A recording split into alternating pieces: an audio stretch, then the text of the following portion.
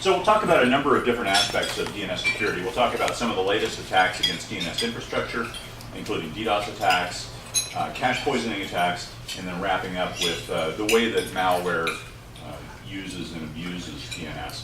But rather than concentrating just on the doom and gloom, we'll also spend some time talking about various mechanisms that are available to you to address those threats. So we'll talk about, in the context of DDoS attacks, we'll talk about how you monitor DNS traffic, we'll talk about anypass and why it's a useful tool to combat DDoS attacks, and then we'll talk about response rate limiting. In the context of cache poisoning, we'll talk about a couple of mechanisms, an interim mechanism called query port randomization, and then a longer-term solution called DNSSEC, DNS security extensions, and then related to malware, we'll talk about something called response policy zones.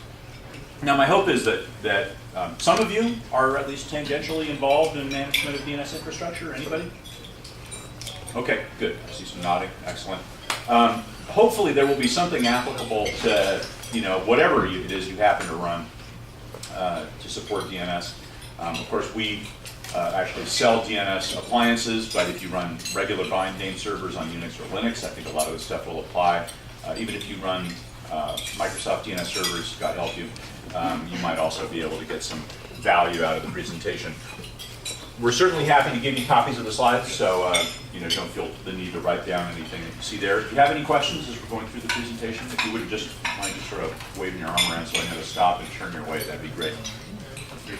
So we'll start by talking about DDoS attacks. DDoS attacks, you're probably all well aware of distributed denial of service attacks, where they pour tons and tons of traffic at various targets on your network. It could be your web server, it could be your border router, your firewall. They try to overwhelm it, exhaust resources, basically knock you off the internet. Now, unfortunately, DDoS attacks have sort of twice the relationship to DNS. DDoS attacks both target name servers, as we'll see on the next slide, but DDoS attacks can also use or exploit name servers in a way that we'll see in a couple of slides. Very special relationship between the two. Now, I said DDoS attacks target name servers. In particular, hackers like to target what we call external authoritative name servers. These are the name servers that advertise your zone data to the internet. So if you're responsible for example, Infoblox.com, you have one or more, probably at least two, external authoritative name servers that folks need to query if they're trying to send you electronic mail, if they're trying to visit your website, or what have you. Obviously, if somebody's capable of mounting a sustained denial of service attack against these external authoritative name servers, you're effectively knocked off the internet. People can't visit your website anymore, people can't send you electronic mail anymore, they can't reach any internet-facing resources that you might make available.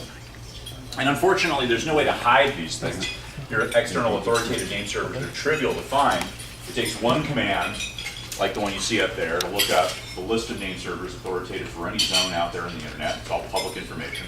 One more command will give you the list of IPv4 addresses for that name server. One more will give you the IPv6 addresses for that name server.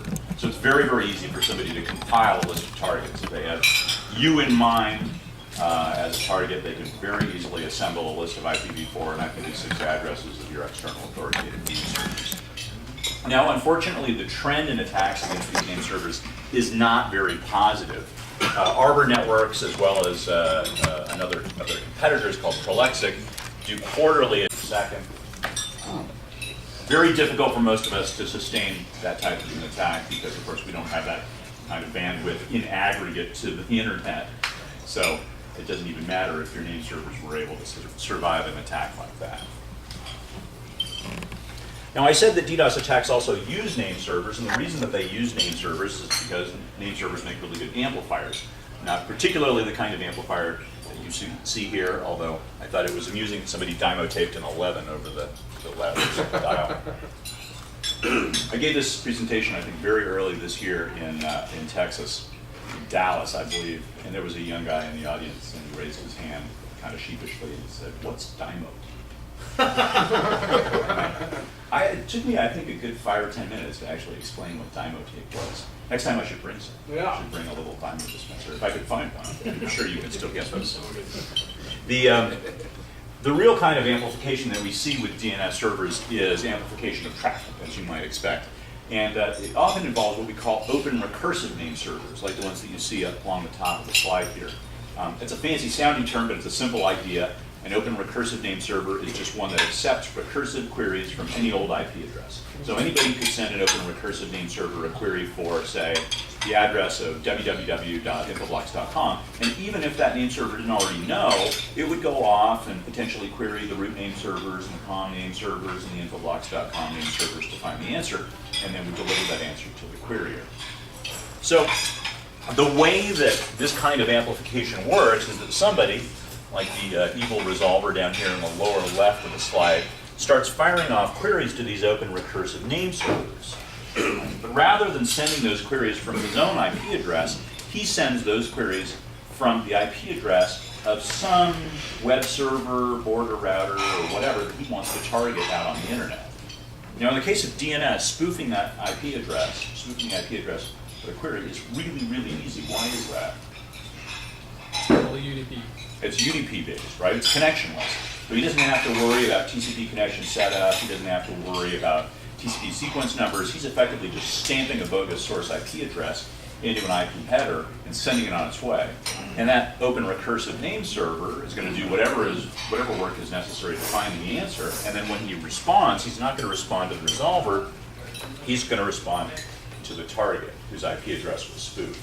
And so this happens over and over again with the resolver and maybe other resolvers spoofing these IP addresses or spoofing these queries and inducing these open recursive name servers to send responses back to the target.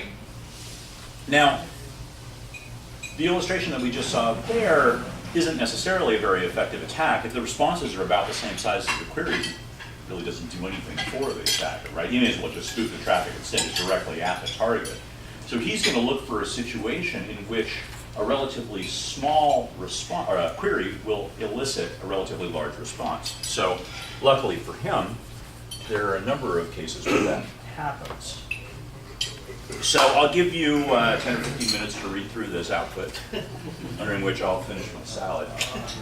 This is some more dig output. In particular, what we're doing here is we're asking the ISSA.org name servers for any type of records associated with that particular domain name, ISSA.org. Now, ISSA.org, these are the guys, this is the Internet Systems Consortium, the guys who actually write the bind name server, also write one of the most popular DHCP servers in the open source community. But in this particular case, this is a DNSX signed system, so there's a lot of cryptographic overhead. There are a lot of resource records here that are carrying digital signatures. There are some that are carrying public keys as well. And so it's a very long response. In this particular case, if I did the math correctly, and I'm not entirely confident I did, the query is about 53 bytes long, and the response is about 4,077 bytes. So that's pretty substantial amplification. It's about 77x. Now, if we do a little math, I realize it's lunchtime, not really the time for math, but if we do a little math and we say, all right, we are going to use a botnet that's under our control to generate these spoofed queries and send them to these open recursive name servers. And conservatively speaking, we can probably assume that each one of these bots has about a megabit per second connection to the internet. That means that over a megabit per second connection to the internet, we can send about 2,415 53-byte queries per second, and that'll generate a return flow from the open recursive name server we aim it at of about 78 megabits per second. Right. So in turn, that means that every 13 bots that we have on our side will generate about a gigabit per second back to the target. So it's pretty easy to see how we can very quickly get up into the range of hundreds of gigabits per second. At least if we have enough open recursive name servers to go around, you might think, well, yeah, maybe those aren't very common. Maybe an open recursive name server out on the internet is like a needle in a haystack. Well, there's a project out there called the Open Resolver Project where they're actually looking for these things. They actually go out and sweep the entire IPv4 address space looking for open recursive name servers. And their most conservative estimate is that there are 28 million of them. Yeah, 28 million of them, and I suppose you could probably ask them for a list if you wanted to, and then you'd have a lot of targets to shoot your spoofed queries at. So what do you do about this? Well, as with so many problems, the first step to a solution is realizing that you have a problem, and you do that by monitoring DNS traffic. You would be amazed, or perhaps you wouldn't, how few people have any idea what's going on with DNS, what kind of queries their name servers are actually processing. So this is really, really important. And I'm going to show you some examples here that use our product as illustrations, but you can do this with other products too, and you can do this with open source products if you're using those, if you're handy with cacti and other types of open source graphing and statistics packages. So here we're monitoring aggregate query rate received by 4 name servers in our grid. You can see that these are all pretty quiet. The busiest of these is only handling about 125 queries per second. The other one's basically noise level. But what's important here isn't actually how many queries that they're handling at any one instant. It's that we build an understanding of what the query load looks like over time, what's normal for our name servers. Because only if we know what's normal can we spot something that's abnormal, right? Maybe 1,000 queries per second is normal for us. Maybe we normally see a spike on Monday morning when people come in, or at lunch when people surf while they're eating, or what have you. Right? But you have to be able to identify what's normal and what's abnormal for your particular name servers, so you can spot something that's out of the ordinary. And then you can begin to set traps. You can say, hey, look, I want to know if queries per second on this name server ever spikes to a value greater than, say, 100,000. Maybe that's abnormal for you. Maybe that's 5 or 10 times your normal query load. So then you can take some sort of action. It's also important to monitor your top clients. Who's actually querying you. You'll probably see on external authoritative name servers a pretty wide distribution, right? Lots of different people looking you up depending on where your customers are, how many you have. In this particular case, I know this is hard to read, it's hard for me to read, I'm standing next to the screen. We have one IP address that's responsible for 96.6% of the same server's queries, which is probably abnormal. What is that? What do you think that might indicate? One querier representing such a large proportion of our queries. Somebody doing a lot of reconnaissance? It could be. It could be that, yeah. It could be the reflective DOS. Exactly. It could be that they're actually just using you as an amplifier, right? And that the actual IP address of the query, or the thing that's emitting the queries, isn't that IP address at all. They're attacking that IP address, right? But if you realize that, then you can actually take some sort of corrective action. You can rate limit traffic between your name server and that IP address. It could also, of course, just be misconfiguration. Somebody could be behind a firewall that's allowing the queries to pass, but isn't allowing the responses back. It could be any number of things. It could be misbehaving software. But at least you'll realize that something is going on. I gotta have this. Anycast is also an interesting tool to use against DDoS attacks. How many people here are familiar with Anycast? One person, okay. Anycast is used pervasively among the root name servers. Now, to the uninitiated, it looks like there are 13 root name servers, right? Because they have names like A and B and C all the way up to m.root-servers.net. A to M is 13, in case you haven't gone through the alphabet recently. Each one of them has a single IPv4 address. And you think, oh, okay, that's 13 servers. And you think, boy, that sounds incredibly risky to have 13 servers, 13 such critical servers on the internet, because if someone were able to actually bring down all of the root name servers on the internet, all name resolution would eventually cease. We wouldn't be able to use the internet for anything. Well, in truth, every single one of those root name servers is actually dozens and dozens and dozens of functionally equivalent replicas geographically distributed around the world. So f.root-servers.net, which is one of the first ones to use Anycast, is, I don't know, 100, probably more than 100 individual replicas, right? They all share the same IPv4 address. If they support IPv6, they also all share the same IPv6 address. So you may be thinking, well, how does that work, right? How can they all be in different locations around the world and yet have the same IP address? Well, it's actually a pretty simple scheme. This is a cut-down example with just 2 instances of a server over on the far right of the slide, both running at the virtual IP address 10.0.0.1. But what happens here is that they're both configured with that IP address, and they both run called daemons. So they run Quagga or Zebra or something like that, and it advertises a route to that IP address to the neighbor router, which is in this case router 2 and router 4, and then router 2 and router 4 tell their neighbor routers, router 1 and router 3, and eventually all that information percolates to the far left of the slide, to router 1. And then when you have some client, like the client on the far left of the slide, that sends a query to that IP address, 10.0.0.1, that gets sent to his default router, router 1, and router 1 looks up in his routing table how to get to 10.0.0.1. And he sees two routes, one via router 2 and one via router 3. And the route via router 2 looks a little shorter to him, so he decides to send the traffic there, and it ends up at server instance A. Right, server instance A processes the query, answers it, sends the answer back to the unicast address of the client. The client actually has no idea that there are really two different instances of 10.0.0.1 out there. Right. In fact, even router 1 may believe that there are just two different paths to get to the same IP address. So you may be thinking, well, yeah, but how does that really address the threat of DDoS attacks? Well, the key here is that from any one point on the internet, you can only query, and therefore you can only attack, one instance of an anycast group at any one time.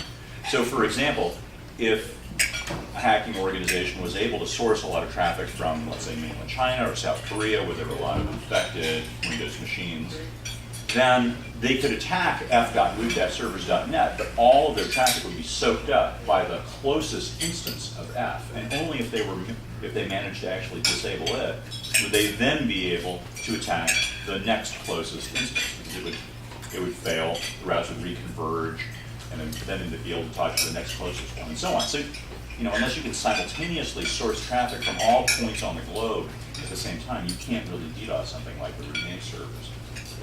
Don't take that as a challenge. But there's no reason that you can't employ anycast within an enterprise DNS infrastructure as well, though, and a lot of our customers do. We support anycast within our product, and folks who have multiple connection points to the internet have external authoritative name servers set up at all of those, and they share, in many cases, the same IP addresses. So someone can only target one, the closest of those instances of their name servers at any one time, which is fairly useful. So this is how you configure anycast within our product, not something that you're particularly interested in probably, but it's all done graphically. You don't have to worry about low-level, conf files configuring Quagga or Zebra or what have you. And the last thing I'm going to talk about with respect to DDoS is something called response rate limiting. The output that we saw, that I gave you the 10 or 15 minutes to read through earlier, that is not a secret, right? Everybody in the hacking community pretty much knows that you can use the ISC.org name servers to get some pretty wild amplification, right? You get really large responses if you send that, type equals any query for ISC.org. So a lot of folks were using ISC.org's name servers in these big amplification attacks. And some of the guys responsible for ISC.org, in particular Paul Dixie and his friend Vernon Shriver, realized, hey, we're being used all the time in these amplification attacks, and we ought to know when we're being used. In fact, if we think about the traffic that's coming in, right, we're going to see pretty much the same query for any records for ISC.org, because that's the one that gives you the best amplification. It's going to return the most data. So we're going to see that over and over again, and we're going to see it from basically the same IP address over and over and over again. Right? The spoofed IP address of the target. Now, why wouldn't that normally happen? If it weren't an attack, why wouldn't we see the same querier send us the same query over and over again? Caching, right? You should be listening to the response, and you should be caching the records in the response for the TTL on those records. So generally speaking, depending on what the TTL is, you shouldn't be asking us for once an hour or once every 15 minutes or what have you. So they came up with this mechanism called response rate limiting, which is a pretty clever but also pretty sensible mechanism for dealing with these attacks. Basically, we have the same scenario that we had on a previous slide with the attacker down here in the lower left and a bunch of name servers along the top. These are the ISC.org name servers now. And then a target down at the lower right. The difference here is that every one of these authoritative name servers along the top has thousands of token buckets in memory. Now, a token bucket is just a fancy name for a counter, and it's a counter that goes to 5, so it's not even a very big counter. But these token buckets count how many times this particular name server has sent a response to a particular query. And so when this guy sends us a query for any records attached to ISSA.org, and we send a response to that IP address, we take a token out of the token bucket dedicated to sending that response to that particular query. And if we keep seeing that query over and over, we keep taking tokens out, and when the token bucket is emptied, we stop sending that response to that query. We also fill the token bucket at a certain rate, 5 tokens per second is I think the default. So what that means is that we're effectively rate limiting particular responses to particular queryers. So we're not going to send ISSA.org data to any one query more than 5 times a second, which is going to make us basically useless in a DDoS attack against that particular query. So RRL, response rate limiting, is now actually included as a standard mechanism within a number of different name servers, but Bind certainly, as of Bind 9.9. So what we'll see is that as folks upgrade their DNS infrastructure, they'll get this mechanism, hopefully they'll turn it on, and it'll be harder and harder to use name servers in big DDoS attacks. Is that available in Microsoft DNS? No. Surprise. Yeah, it's not available in the Microsoft DNS server. It's available in NSD, which is also an open source implementation of DNS. I'd say that there's one other, there's not KNOT, which is also an open source name server that implements it. Just so you have some idea of how well this works, this is a graph that ISC published that shows outbound traffic from one of their replicas of f.root.servers.net compared with inbound traffic. And you can see how much amplification was happening before they implemented RRL. And then after RRL, you can see that basically the two graphs are the same, which is more or less what you want. All right, cache poisoning. We all know about cache poisoning, right? One of the oldest exploits against DNS infrastructure. It's a simple idea, inducing recursive name servers to cache bogus data. You can induce a recursive name server to cache bogus data. You can redirect people who use that name server and who are trying to go to their bank or their brokerage's website to an identical copy of that website where they type in their login and their password and all of that stuff. And it's captured and then reused by a hacker later on to drain their accounts or charge their credit card or what have you. Right? So, it's called farming. Pardon me? It's also called farming. Farming, yeah, sometimes you'll hear it called farming. Cache poisoning is sort of a low-level mechanism that actually makes farming possible. Yeah, go ahead. So when that happens and the user logs out and then goes back into that site again, is it still the cache poisoning site?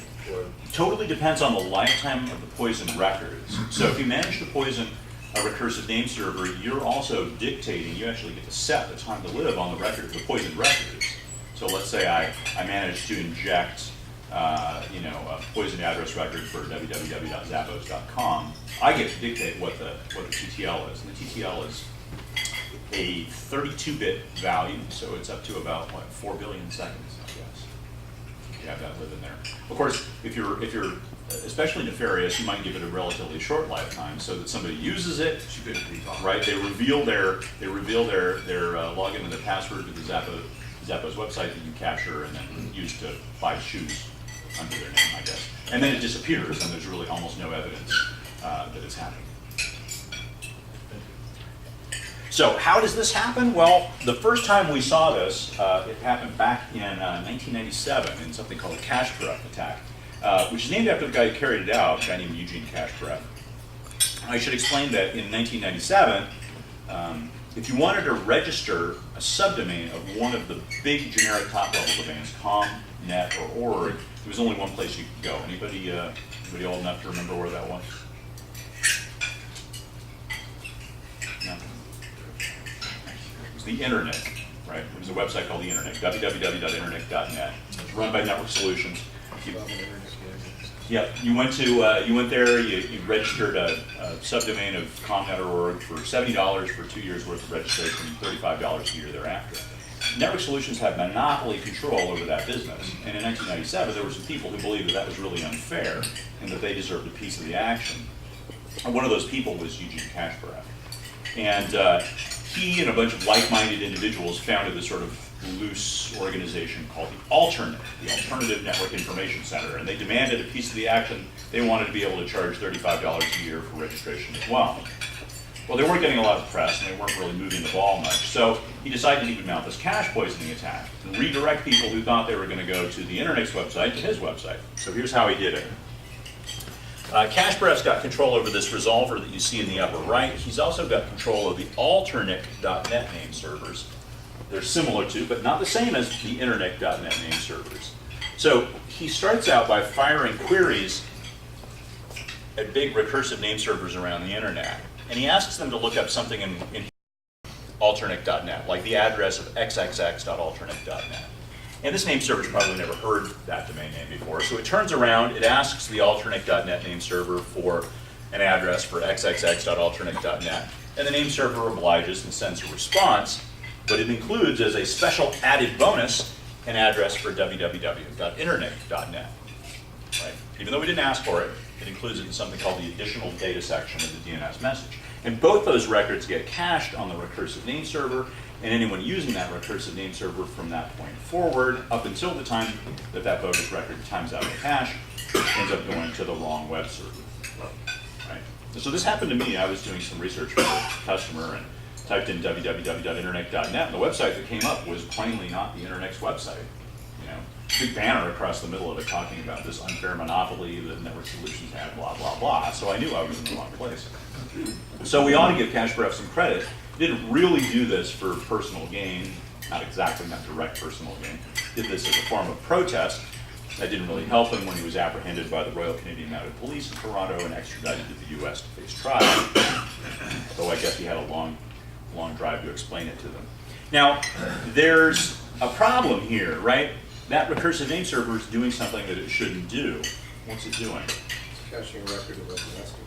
That's right. It's caching a record that's unrelated to the question that it asked. It asked specifically about xxx.alternate.net. It got an answer completely unrelated. So it should have said, well, I'm just going to ignore this entire response, or at least the unrelated data. So we pretty quickly realized that that was what the issue was. The name server was being too trusting, and we implemented a mechanism to cause the name server to ignore what we now call unrelated additional data. And we rolled that out. It's 1997, so there are like 5 name servers in the world, so that's not a big deal. And then we said, all right, we're done. No more cache poisoning, right? Well, that lasted for a while, about 10 years as a matter of fact. Next time we ran into cache poisoning, it was in the context of this thing called a message ID. Anybody familiar with a message ID in DNS? It's sort of deep under the hood. I don't blame you for not knowing what it is. I worked on DNS for a long time before I ever knew what a message ID was. It's a simple idea, though. Anytime a name server like NS1 over here sends a query to NS2 over there on the right-hand side, he specifies a bunch of things in the query. He says, this is the domain name I'm interested in. This is the class of data and the type of data that I'm interested in. And he sends it to a particular IP address and a particular port of that IP address. But he also generates a random 16-bit number and stamps that into the DNS message header of the query and then sends it on its way. Right? So let's say it's 38,789. When he receives a response, or what looks like a response from NS2 to his query, he says, is this an answer to a question that I asked? Did it come from the IP address of NS2 and from the port that I sent the query to and all this? Right? But he also tries to match up the message ID in the response with the message ID that he stamped into the query. And if they match up, everything's great. If they don't match up, he says, this is a bogus response.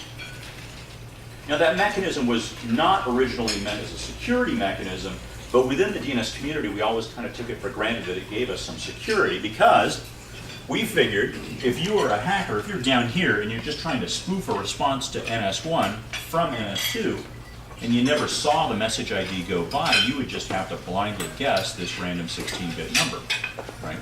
And that sounds hard. If I told you you're not going to get your steak until you think of the random 16-bit number that I've got in my head, then I hope you have the good sense to leave. Well, it turns out that in 2007, it wasn't as hard as we thought it was. The history of the internet is littered with tales of very smart people who apparently have too much time on their hands. And one of these people is this guy named Emmett Klein, who was the chief technology officer of a company called Trusteer, which was later bought by IBM. And Klein decided, I don't know why, because he's the CTO, and I guess CTOs have a lot of time on their hands,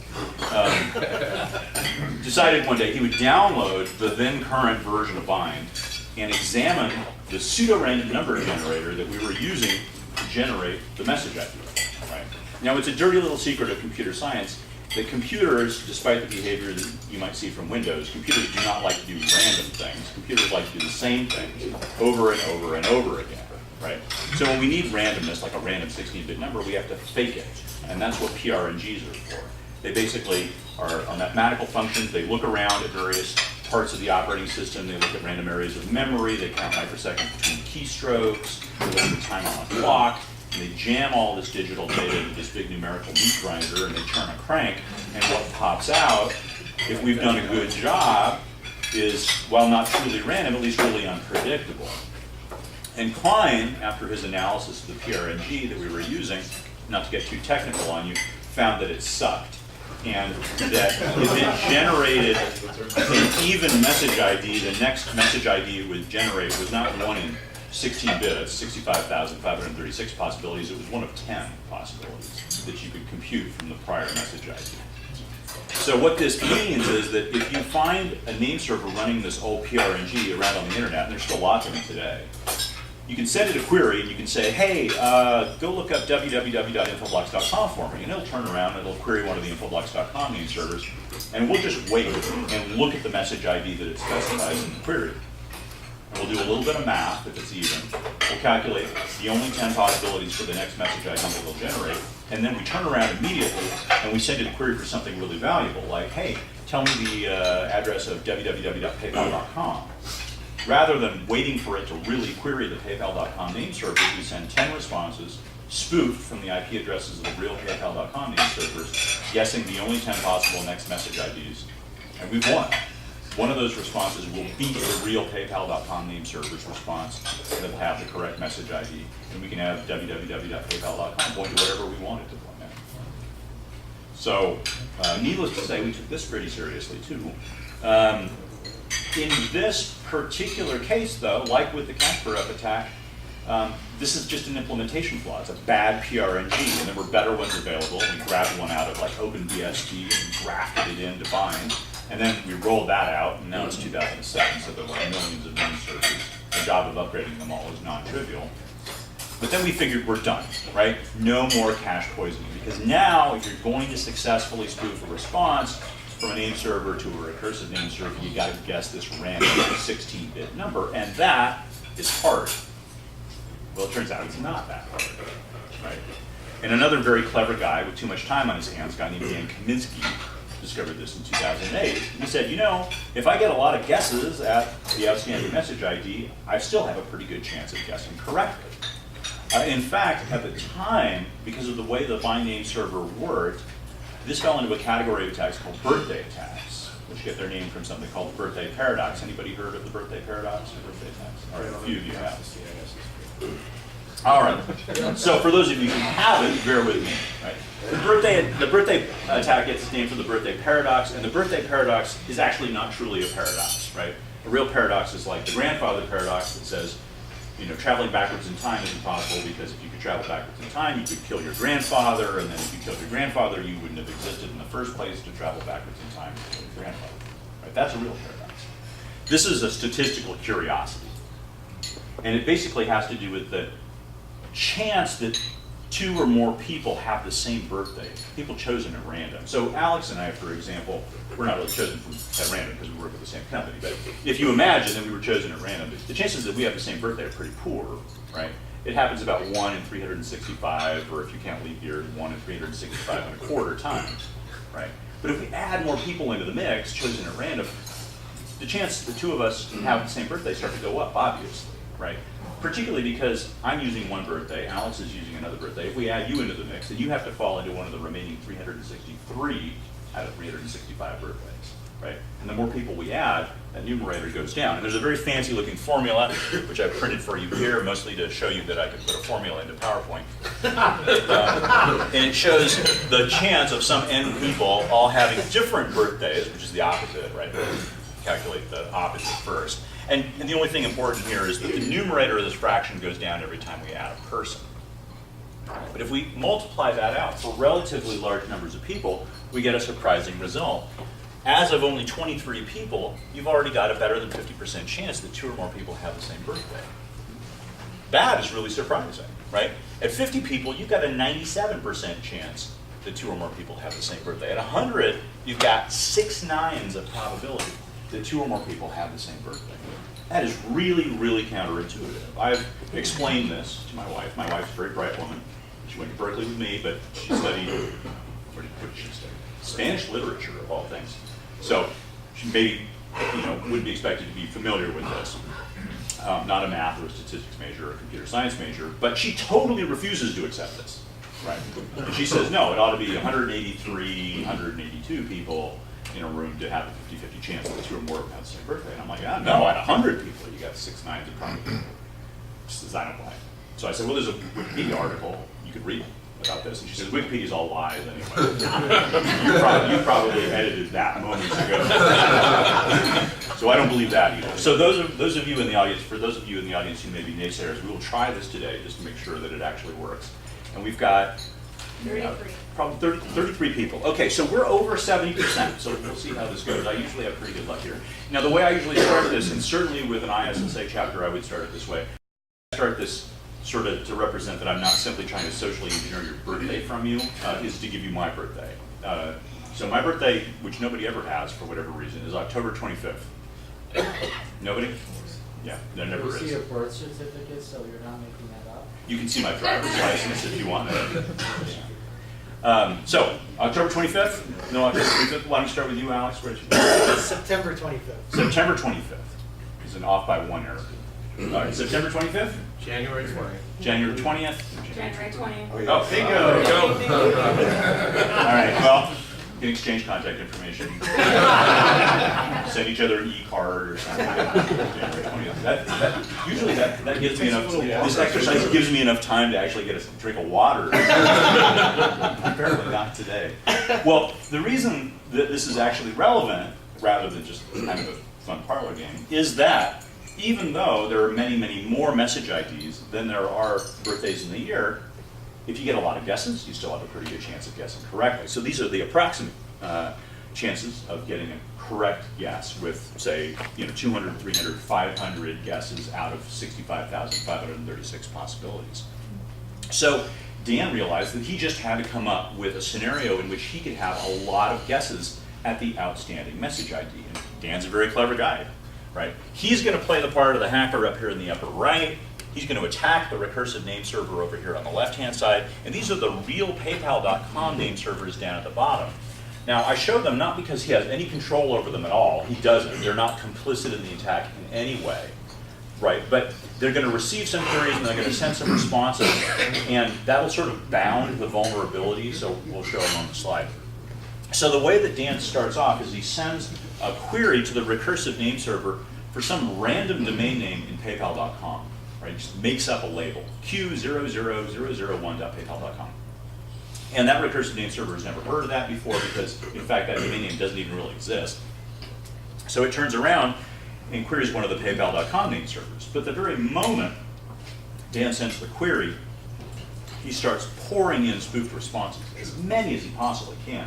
And he's spoofing the source IP addresses of the real PayPal.com name servers. And he's trying to guess the message ID that the recursive name server used in the query to the PayPal.com name server.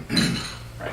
Now, in the meantime, the recursive name server sends its query to the PayPal.com name server. It gets a response back from the PayPal.com name server sooner or later that says NX domain. There is no such domain name as q00001.paypal.com. But that round trip is going to take some time. Right? Maybe it's 100 milliseconds, maybe it's 500 milliseconds, depending on how far this guy is from the closest PayPal.com name server. So during that time, depending on how much bandwidth Dan has to the internet, he can guess hundreds of times potentially, right? He can guess hundreds of different message IDs. He's also got to guess which of the PayPal.com name servers received the query. He may not know that up front, but he's got a fairly good chance based on the numbers that we just saw, and he's got some decent bandwidth of guessing the outstanding message ID. If he does not guess correctly before the real PayPal.com name server responds, though, that response includes the correct message ID, and that's going to be cached, right? That's going to come back and he's going to say, oh, there is no such thing as q00001.paypal.com. Recursive name server over there is going to make a note of that. And even if Dan successively guesses the correct message ID, it doesn't matter. That'll be dropped as a duplicate response. But Dan doesn't care, because then he just looks up q00002.paypal.com and q00003.paypal.com, and he keeps going until, odds are, he guesses the message ID and his spoofed response beats the real response back.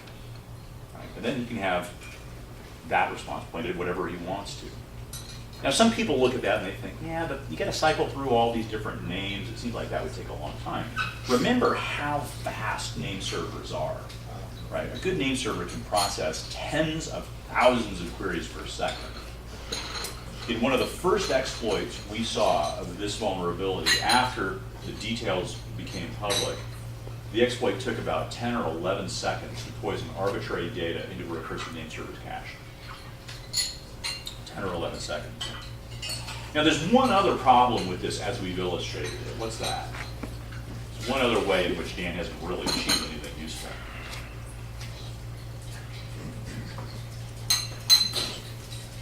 Nobody's going to ask for that name again.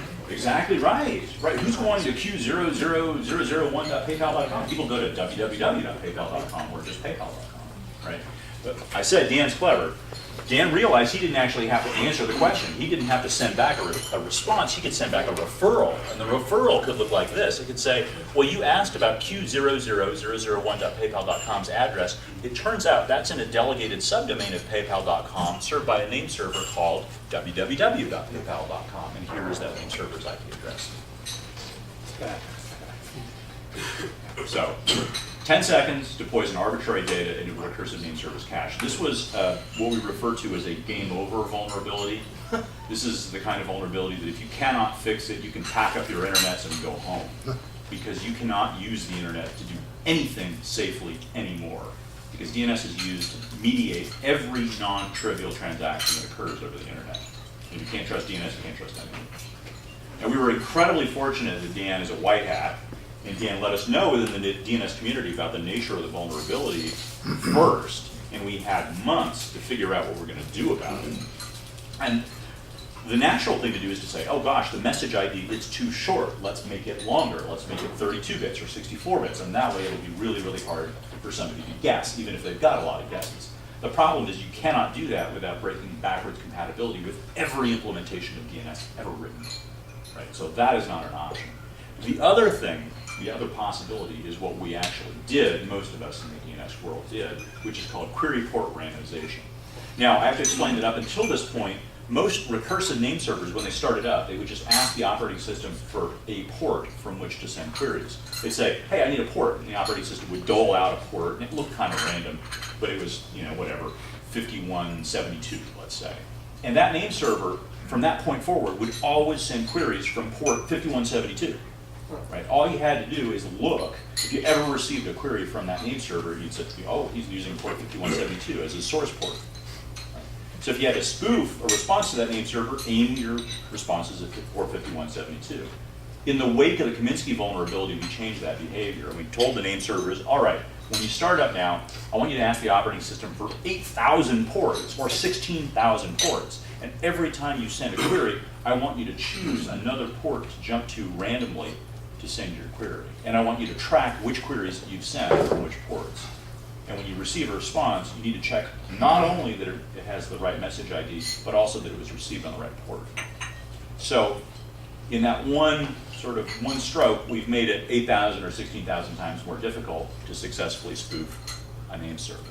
But it takes longer, not impossible. Right? A very bright Russian security researcher, another one of these guys, with too much time on his hands, took one of our query port randomizing name servers and he set it up on a gigabit LAN and he hit it from 2 high-speed workstations. And it took him 10 hours to go through half of the 4 billion combinations of randomized source port and randomized message ID, but he successfully poisoned the cache. Now 10 hours is certainly a whole lot better than 10 seconds, but it's not long enough. right? And if it's valuable enough for somebody to poison your recursive name server's cache, he's gonna keep you under attack 24 hours a day, and moreover, your name server is probably not instrumented to let you know that it's under attack anyway, right? So if he does it week in, week out, it doesn't matter because you're never gonna notice, right? And what does it cost him to keep your name server under attack? He's using your neighbor's broadband connected infected PC to attack you with anyway. It doesn't cost him anything. So at best, we bought ourselves some time. We bought ourselves a little time, and with that time, we need to put in sort of the complete solution to cache poisoning, which actually has been waiting in the wings for a long time, since the mid-1990s, in the form of something called DNSSAC, the DNS security extensions. Now, DNSSAC is sort of the medicine that is so distasteful that you really want to make sure you're sick before you take it, because it is hard. It is difficult to do. It does some very important things. It adds asymmetric cryptography to DNS so that we can digitally sign zones, and then we can also cryptographically validate those zones. By doing that, we prove the integrity of the data, that it hasn't been modified since it was signed, and also that it was really signed by the right people, right? That comes from the right place, the duly authorized administrator of Infoblox.com. And that is really, really important to do, but it also comes at a cost. We have all these new record types in DNS, and some of these things are huge, right? They're gigantic records that carry digital signatures or public keys or what have you. Storing these means that authoritative name servers need more memory, caching name servers need more memory. It means that DNS traffic takes more, a greater share of your bandwidth. And it also means that validation, which now involves cryptographic, well, asymmetric decryption operations, is going to take more compute time. Probably more serious than any of that, though, is all of the new administrative processes. This was not designed with the administrator in mind. This was designed by an IETF working group that I had the privilege of being a part of, and it was, yeah, you don't want to see how that sausage is made. But it is not fun. You have to do key generation, you have to do it twice because you're actually going to have 2 keys per zone, and then you sign the zone for the first time, and then every now and then you re-sign it to refresh the signatures because the signatures have lifetimes, and every time you change the zone data, you have to re-sign to refresh the signatures, and then you have to assemble something called a DS set and submit that to your parent zone's administrator through your registrar, and every registrar uses a different process for doing that. There's no standard way of doing it. All of this at a time when most of the DNS administrators I know have trouble remembering things like, well, when do I use a trailing dot? And how many RData fields are there in an SOA record and things like that? Because we're all busy. We got a ton of stuff to do, right? That's not the only thing you do, managing DNS. You've also got mail servers and firewalls and who knows what else to take care of, right? And a kid at home, not getting to sleep, whatever. Is DNSSEC out now? It is out. Yeah. It's been out since the 1990s. Yeah, it's out. It's stabilized to the point that it's absolutely possible to go out, sign zones, have them validated. Comcast, for example, has cryptographic validation turned on their name servers by default. So it's definitely something that you could do today. Yeah. So just to give you an idea of what this stuff looks like, we don't have the 90 minutes that I need for my DNSSEC 101 presentation, but this is an unsigned zone. This is so simple as to be almost useless, right? It's got 5 resource records, an SOA record, 1 NS record. You should always have at least 2. It has an MX record, an A record, and a CNAME record. Now, we're going to sign this. We're not going to change anything about it. We're not going to add any functionality. We are just going to sign it, and this is what it becomes, right? This is just the first slide. That's the same. That is functionally the equivalent zone, right? So we have DNS key records that contain in this base 64 encoded blob at the end the public key for the zone. We have RR-SIG records, which are the digital signatures themselves, which also have this big base 64 encoded digital signature. Lots and lots of new stuff to learn about. I said that some of the administrative processes are cumbersome. This I copied from Microsoft. Microsoft introduced support for DNSSEC in Windows Server 2008, I think. And they did it all with command line. I was amazed because Microsoft had done all DNS management through an MMC snap-in called the DNS console. And I was actually involved in the design of our graphical user interface for doing DNS management. I was really eager to see what they did in 2008 to manage DNSSEC. through the graphical user interface. I'd already done that for Infoblox, but I wanted to compare and frankly, steal the good ideas that they had. Well, they didn't do it. They did it in a command line tool called DNS CMD. So when you have to do something like roll over a zone signing key, this is something that you have to do, I think NIST recommends monthly. You have this 8-step process. They cheat. They start with step 0, but it's actually 8 steps. So it's an 8-step process that you need to go through. It's all command line, right? All DNS CMD. And some of these steps, I have to point out, are things like step 4. After re-signing, wait for a period of time equal to the max zone TTL value. Well, max zone TTL, that's just their shorthand for the longest time to live of any record in the zone. That could be hours, it could be days. What do you do while you're waiting? Are you supposed to set an egg timer on your desk or something? What if you're rolling over zone signing keys for 100 or 1,000 zones? Well, what happens to the queries during that period? Well, it's actually, the name server is actually responsive at that point, but you can't go on until that's over. It's amazing to me that they did this. So, since the very, very early days of DNSSEC, I remember documenting this. I documented this for the 4th edition of DNS and Bind, and it was, I think, 25 pages, and a 12-step process to sign a zone for the first time, all done with command line tools because this was Bind. And I thought, after I wrote the chapter, I thought, no one in their right mind will ever do this, right? I'm the only person who will ever do this. And I still believe this is not something that you do yourself, right? But that's not to say that you shouldn't do it, because you should. It does something really important. The thing is, you need to automate it. So this is a brief commercial interruption where I will say that I think we did a good job of this at Infoblox. If you're looking at deploying DNSSEC, this stuff is just built in. And if you need to sign a zone, you don't have a 12-step process to do it. I mean, you could quit smoking as easily, right? It's a process of identifying the zone you want to sign, you select the zone, and you click on a button that is helpfully labeled Sign Zone, and then you click on Yes on the confirmation dialog, and then you're done. It's signed.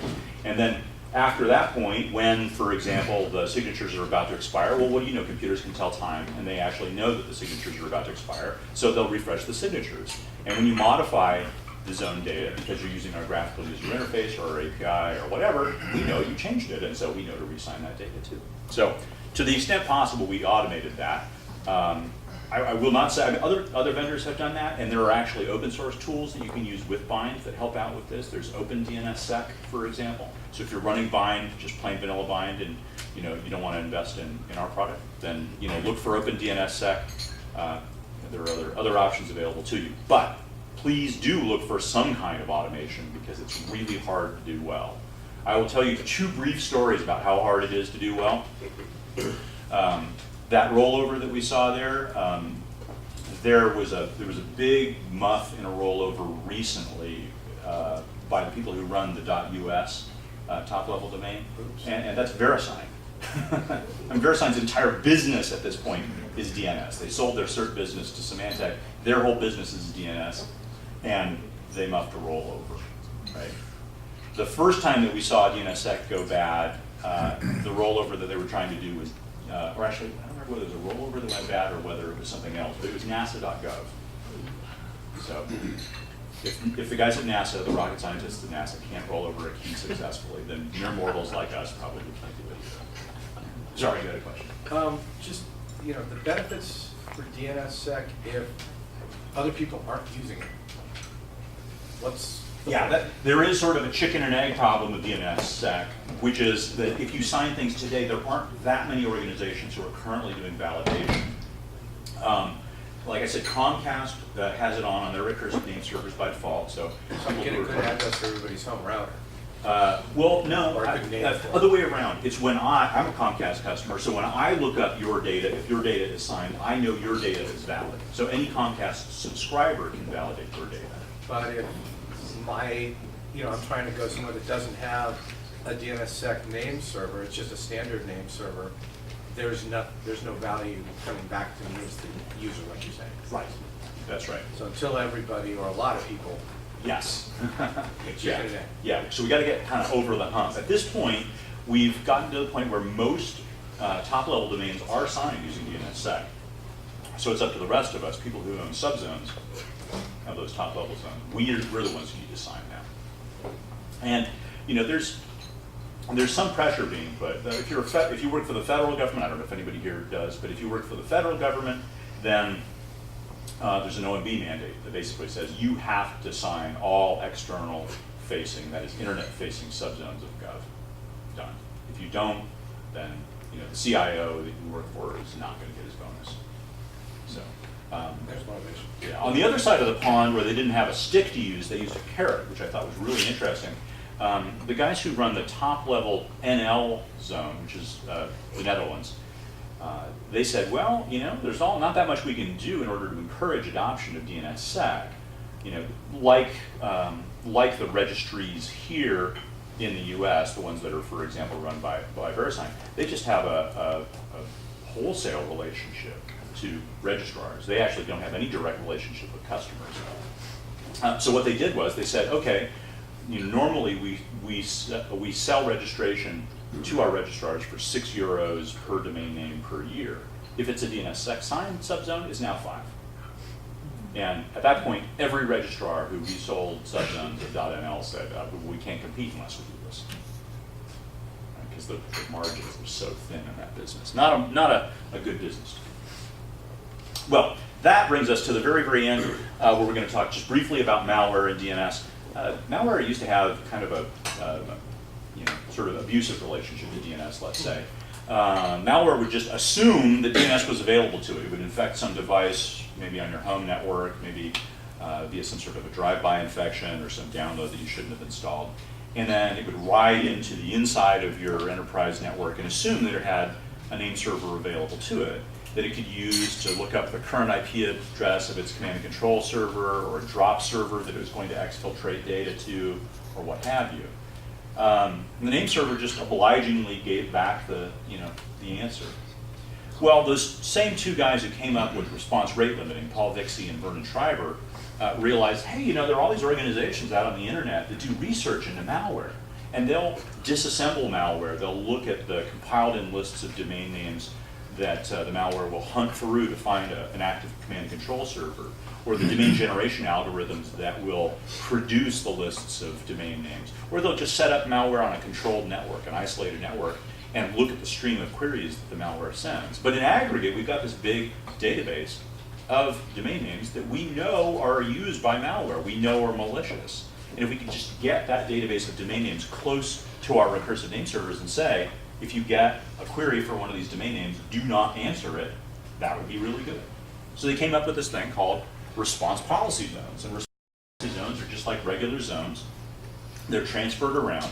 They just have really weird, oddly formatted records. And the records encode rules, and the rules say things like, if you try to look up this domain name, which I know is malicious, don't answer it, instead send back this error. And the error might be something like, that domain name doesn't exist.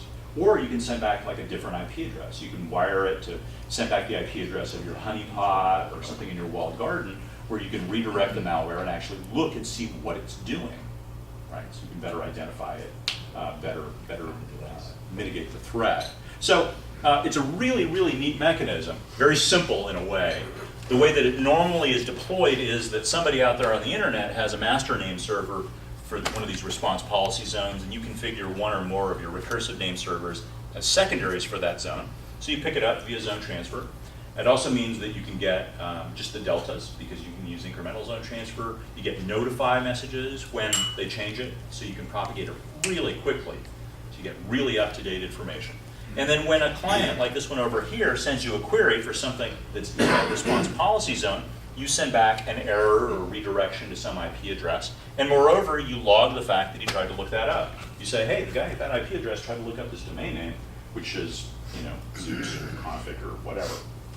So somebody in security can go back to that client after the fact, clean it up. Now, this is not a substitute for an internet firewall, but it's often a more effective way of combating malware, because by the time the malware has gone through the name server, the IP address may have changed widely. It may have an internet firewall may have a much more difficult time actually identifying the IP address as hostile, whereas the domain names tend to be relatively invariable. So you can get RPZs from all kinds of different organizations. Lots of folks doing internet security work on the internet are producing this data and distributing it via RPZ. We have a commercial RPZ feed. Spamhaus, Serble, Paul Bixie's new venture, Farsight Security has an RPZ feed. Internet Identity, another commercial outfit up in Tacoma, Washington, has an RPZ feed. They're all interoperable. You can also use combinations of them. You can say, I want one RPZ feed from this guy because it's got a lot of good anti-spam information, and I want one from this guy because it's got a lot of anti-malware stuff. And you can combine them and apply them across your name servers. So we try to make it easy for you to manage these things within our graphical user interface. You don't have to know the lousy pathological format of the resource records necessary to block something. You can just put in a rule that says block just domain name. If you're a FireEye customer, this is also the key to our FireEye integration. FireEye, makes appliances that are great at identifying potential malware, APTs, right, advanced persistent threats, but they're not always in a position to actually block folks inside the company from getting to these malicious destinations. So they'll identify something as malware. They know that it communicates with this IP address, but they're not in line, so they can't cut people off from communicating with that IP address. But they can tell us, we can dynamically add the IP address to the RPZ and say, anytime anybody looks anything up, if it maps to that domain name, don't return it. One of the challenges with that sort of setup is the aging of that record. I don't know about anybody else's experience, but if you're using a product that's like a proxy filter for websites, they'll have stuff in there that's been remediated months ago, but it's still in there as a bad domain name or a bad zone or a bad IP. Yeah. Does the RPZ help with that problem because it gets updated quicker? It seems like it's more of a human problem, not a machine problem of keeping those records up to date. Yeah, so we have the connector that we use to FireEye. It does help add things very quickly because RPZ propagates so quickly. But on the other end, we also do have configurable timeout. So we can say, after it ages this long, just take it out. Okay. So you don't have to depend on somebody at whoever's maintaining the RPZ server to keep up with all that. That's right. All right, and then the last thing I'll mention very, very briefly is just advanced DNS protection. This is a product that we came out with. We're really fortunate at Infoblox to have a very large stable of very big customers, federal government customers, customers across all kinds of different verticals. Unfortunately for those customers also tend to be fairly large targets. In fact, one of them is Target. And those customers, typically would buy the same kinds of appliances from us that they would buy for internal use, for external use. And they deploy them out on DMZs where they were subject to all kinds of attacks that we've talked about, DDoS attacks, cache poisoning attacks, and all the rest. And we realized at some point that that was probably not great, right? That they're putting the same appliance out there. They probably needed something that was sort of more industrial grade for internet-facing applications. We came out with this thing that's called Advanced DNS Protection. All I really need to tell you about this is that it is, although the marketing people don't like us to actually say this, it's just a network processor that goes into our boxes. And this network processor has 8 Opteron cores or something like that, and it will rip traffic off of the wire as fast as the wire runs. And we run through a gigantic rule base to make sure that this is legitimate looking traffic. So we can say, hey, if it, byte offset this into the header looks like this pattern, then this is an attempt to tickle this old bug in bind, and we're going to throw that out. If it looks like this, then it's an attempt to, overrun the end of the DNS message, and we're going to throw it out. If it looks like this, if it's the, 100th query of the same type that we've seen from the same querier, then we're going to rate limit it.